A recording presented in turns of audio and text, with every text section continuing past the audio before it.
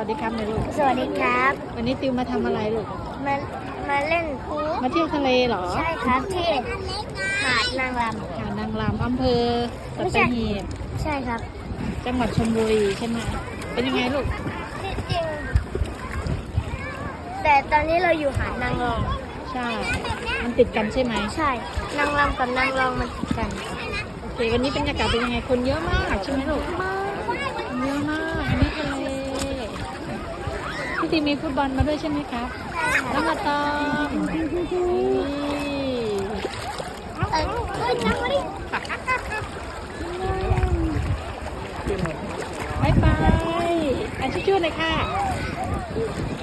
สนุกไหมคะ